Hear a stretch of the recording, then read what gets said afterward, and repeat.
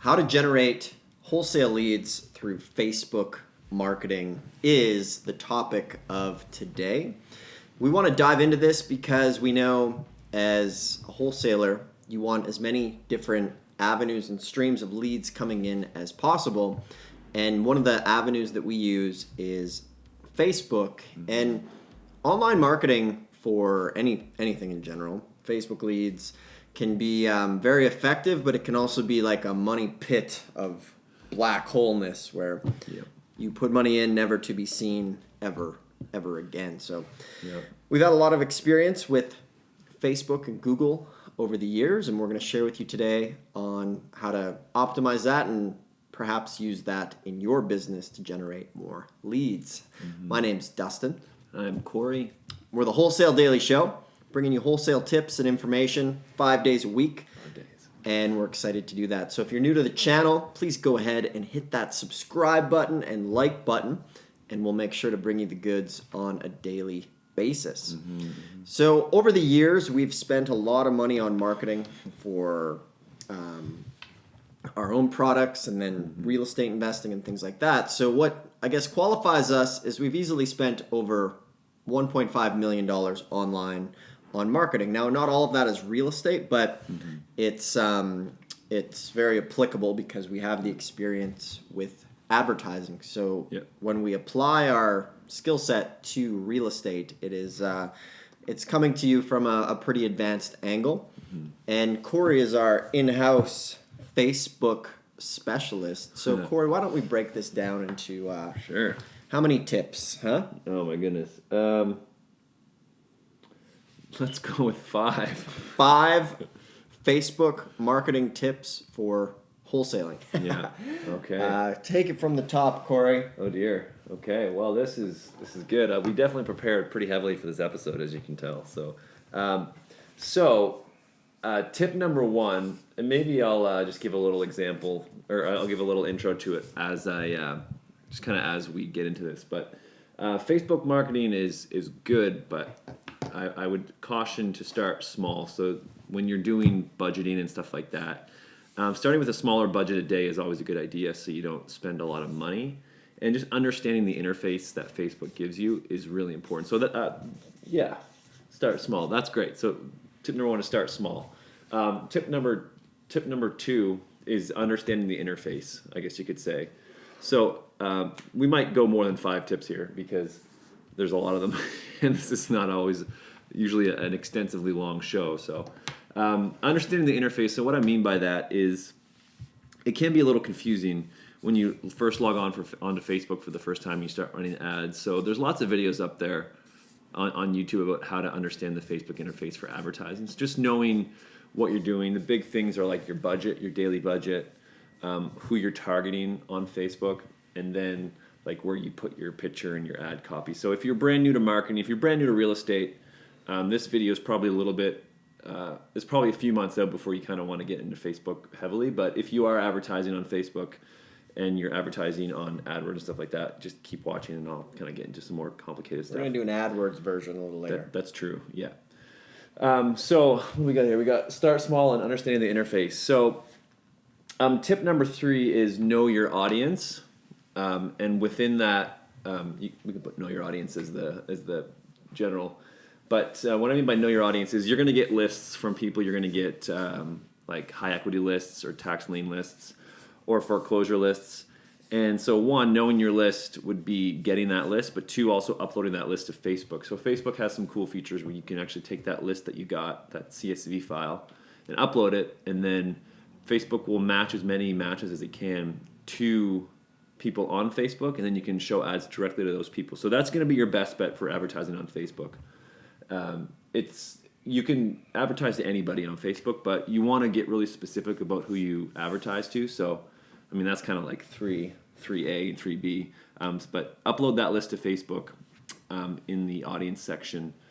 And it's going to be important that you keep your lists pretty small. So a lot of people will advertise to lots and lots of people, and that's what we were doing for a while. We had like a list of like 250,000 people that we were, an audience that I selected on Facebook. And we just weren't seeing any results because it's just too big. unless you're spending $1,000, $2,000 a day on ads, you're never going to reach those people. So the smaller list and the more targeted list you can get, the better. So that's why if you have a marketing list such as a tax lien list or a high equity list, uploading that to Facebook will be your best bet.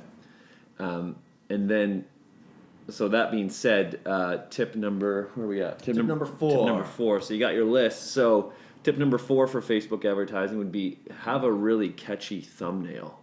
So we always have these conversations about thumbnails back and forth. So I wonder what you could call that. Tip number 4 is a catchy thumbnail. Catchy thumbnail, yeah. Or a catchy photo. Catchy photo. On Facebook, you can only put 20% of the text image. 20%, only 20% of the image can be text like written stuff. So you need to be really, really, you need to brainstorm what that text says.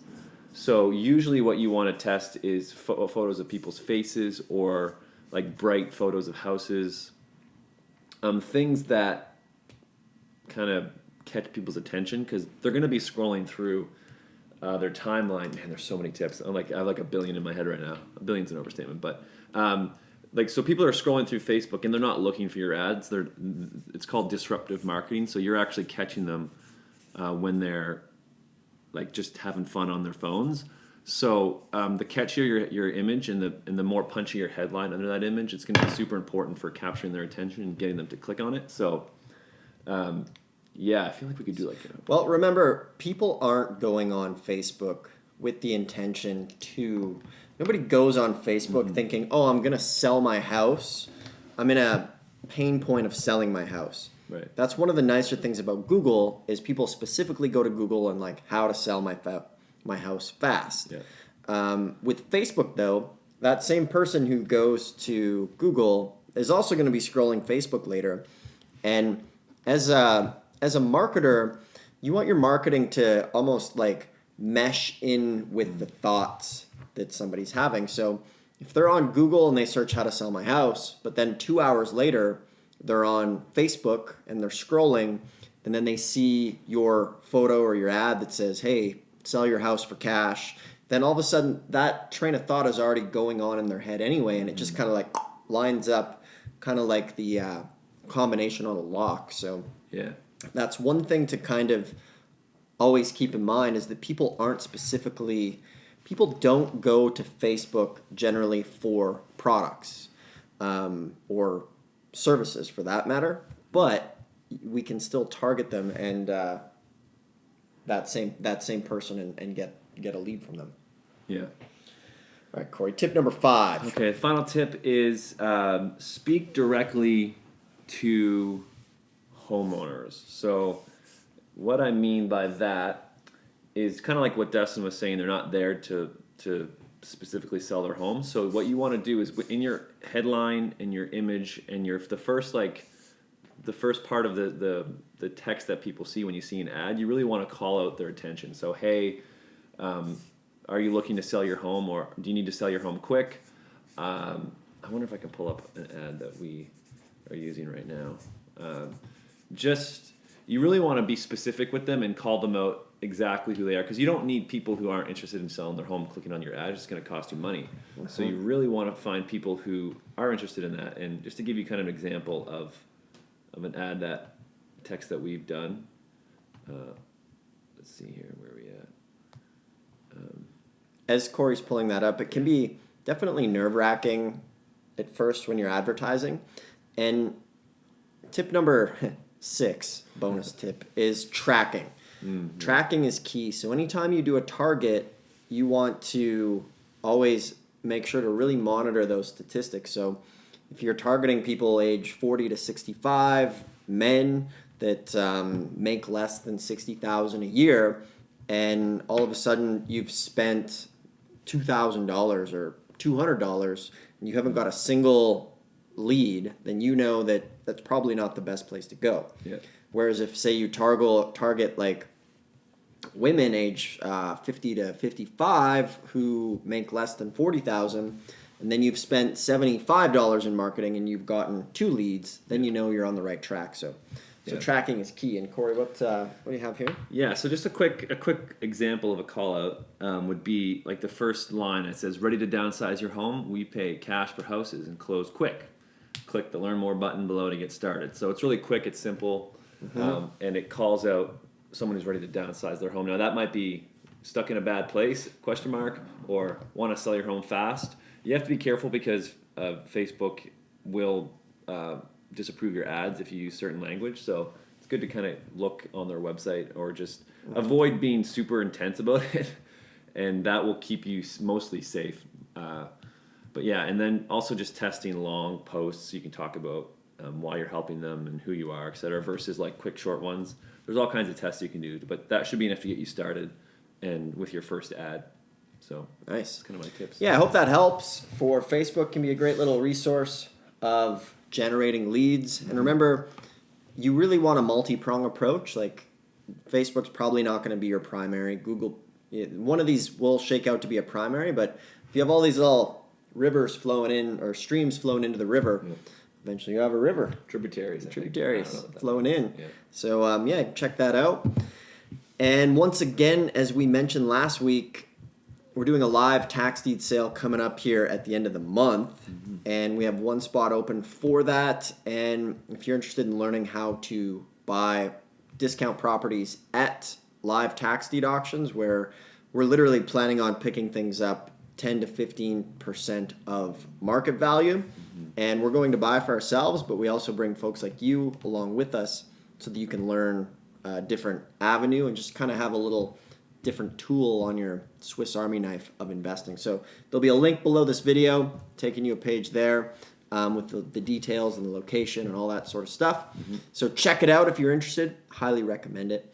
And once again, thanks for watching. Appreciate it. Podcasters, comment, leave a review, and we can enter you to win some pretty cool stuff. Oh yeah, should we give a giveaway? I know. I picked someone who's gonna win it. Oh, you did? Yeah. There was one person that was really really active, and I think he deserves a T-shirt, or they do. I don't know. But it's let me write it here. But comment below because we're gonna give another one away next week too. That's right. Ask us a question in the comments. We'll enter you to win. Giving away T-shirts and other products coming up.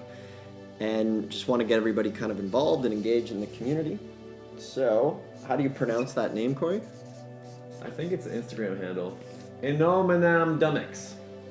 Excellent. If that's you, go ahead, comment, or send us a DM. Yeah, send us a direct message on Instagram or shoot us an email. So, yeah. On that note, thanks for watching, and we will see you on next week. Yeah. See you, everybody. Bye.